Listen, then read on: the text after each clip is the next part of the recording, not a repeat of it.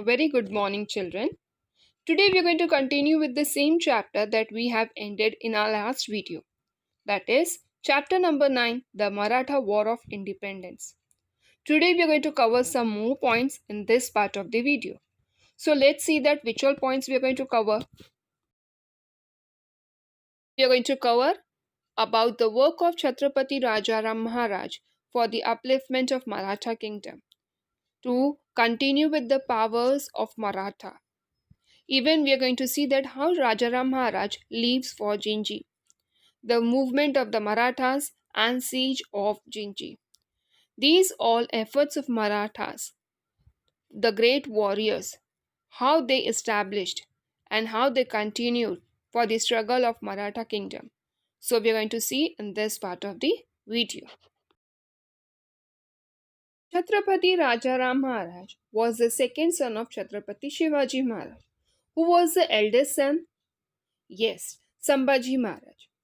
Rajaram Maharaj was born on 24th February 1670 on Raigad, and he became Chhatrapati after the death of Sambhaji Maharaj. We have seen in the previous video that how Sambhaji Maharaj was been captured by whom? By Mukarrab Khan, and he was brought in the Emperor Aurangzeb's court and he was hanged till death. Now Aurangzeb thought that his dream of winning Swaraj and Maratha kingdom would be completed. But he could not realize that after the death of Sambhaji Maharaj, yet Maratha warriors would continue the battle of Maratha kingdom. So he decided to send Zulfikar Khan to put Raigad under the control of Mughal power. By listening the orders of Emperor Aurangzeb, Zulfikar Khan decided that he would raid on Raigad. At that time, Rajaram Maharaj and his wife Maharani Tarabai and Sambhaji Maharaj's wife Maharani Yasubai and his son Shahu were on Raigad. So, these all members of royal family were at risk. They decided that they all could not stay at one place.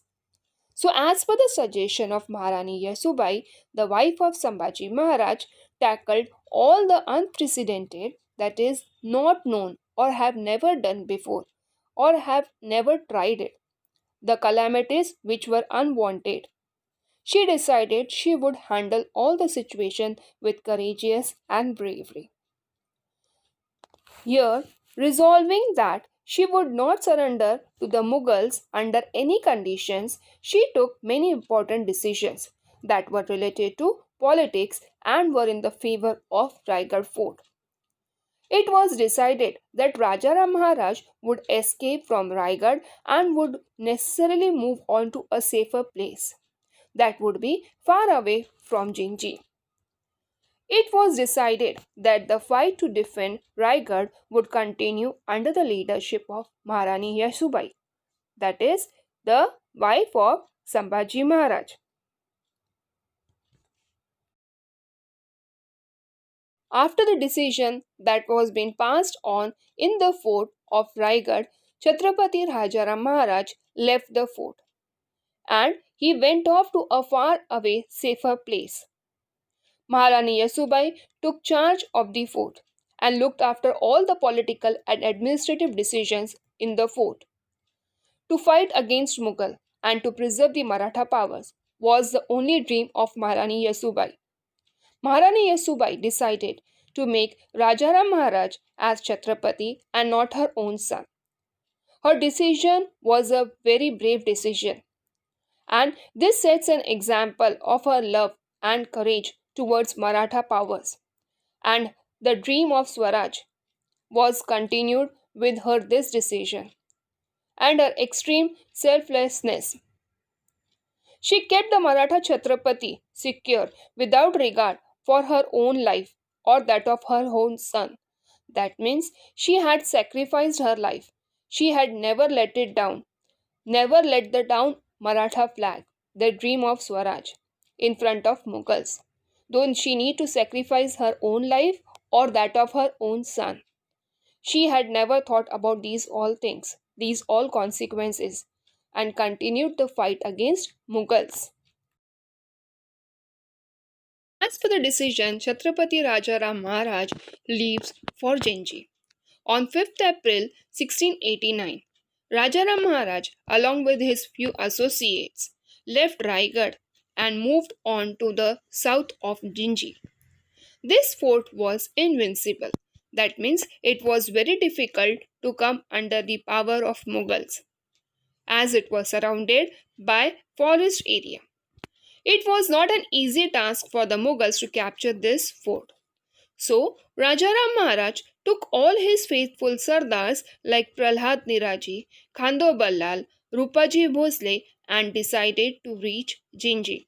And accordingly, as per the decision, he reached Jinji. The movements of the Marathas. It was very difficult to defend the Raigad fort with the attack of the enemies, that is, the Mughals. The Mughals had captured Raigad in November 1689 and arrested Maharani Yasubai and Sahu, who was the in charge of the fort. While going to Jinji, Rajaram Maharaj decided that he would assign the duty to fight against the Mughals to his followers, to the Maratha associates, and they were Ramchandra Pant Amatya, Shankaraji Narayan Sachiv, Santaji Ghorpade, and Dhanaji Zadav. The situation was very critical from the Maratha point of view. Aurangzeb had decided to cheat the Maratha Sardars. Accordingly, he had put a plan. That means any Maratha Sardar to be given Jagirs or Watans who would come to his side, that is, the side of Empress Aurangzeb.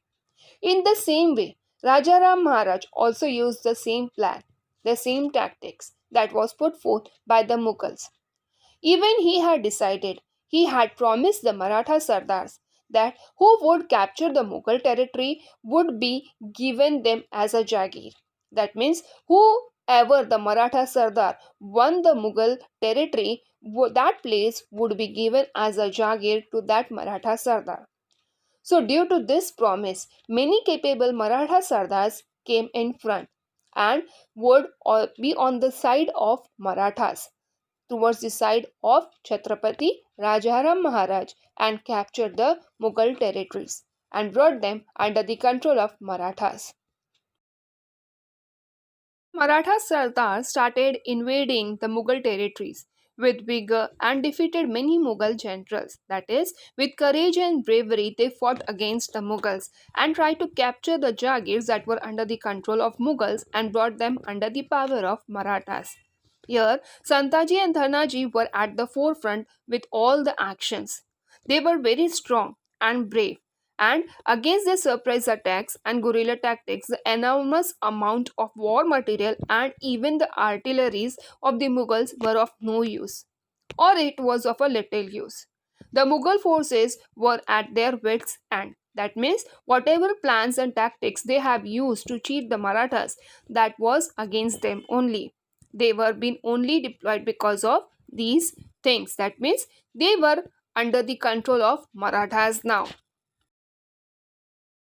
By capturing the Mughal territories, on one occasion, Santaji Ghorpade and Vithoji Chauhan had planned out and they had cut and carried away the golden pinnacle, that is the highest peak of the tent that was studded with golds, and that tent was of Empress Aurangzeb. So they cut and carried away that golden pinnacle in a surprise attack. As per the plan, Chhatrapati Rajaram Maharaj, along with his associates, left for the Jinchi fort and he had established his powers there in the south. After the Mughals had captured Raigad fort, now Emperor Aurangzeb had sent Zulfikar Khan to campaign towards Jinji, and he decided that he would lay siege to the fort of Jinji. Here a battle continued between the Mughals and the Marathas. Marathas had protected the fort bravely for near about 8 years. The Mughal forces were engaged in this siege. They had surrounded the fort from all sides and were fearlessly attacked from outside by Santaji and Dhanaji. That means these two Maratha warriors were defending the fort and had attacked on the Mughals. Chhatrapati Rajaram Maharaj escaped from the fort and had returned to Maharashtra. Later, after 8 years, Zulfikar Khan captured the fort of Jinji and established the Mughal powers there. Rajaram Maharaj, when came back to Maharashtra, this was a kind of boost and energy to the Maratha activities. The Marathas attacked the Mughal territories and captured them. Marathas had captured the Mughal territories like Khandesh, Varad, and Baglan. Chhatrapati Rajaram Maharaj had inspired hundreds of brave Maratha sardars and warriors like Santaji and Dhanaji. With their understanding and their unity and a good nature and statesmanship, they had captured many Mughal territories and brought them under the power of Marathas. Chhatrapati Rajaram Maharaj had motivated and inspired many of the Maratha Sardars to protect the Swaraj, and he had performed a very valuable task in this. Chhatrapati Rajaram Maharaj got ill, and with all this taking place, Rajaram Maharaj had died on March 2nd, 1700 on Sihagarh Fort. Chhatrapati Rajaram Maharaj was a thoughtful person and a kind-hearted man. He was brave, he was courageous, with all the leadership qualities that he owed with his father, Shivaji Maharaj. He continued to work for Maratha kingdom and had inspired many of the Maratha Sardars to look after the Maratha powers. He brought together all the capable people in the Maratha Empire to look after and care for the Maratha kingdom. Chhatrapati Rajaram Maharaj had united many of the great Maratha warriors and Sardars into the Maratha power to look after the Swaraj, the work of Swaraj. He had created in them a zeal of enthusiasm to look after the Maratha kingdom. After the death of Sambhaji Maharaj, Chhatrapati Shivaji Maharaj had fought against Emperor Aurangzeb for near about 11 years with great courage and tenacity. Bravery. Rajaram Maharaj's greatest achievement is that he protected Swaraj in those extremely difficult times, wherein that was going under the control of Mughals.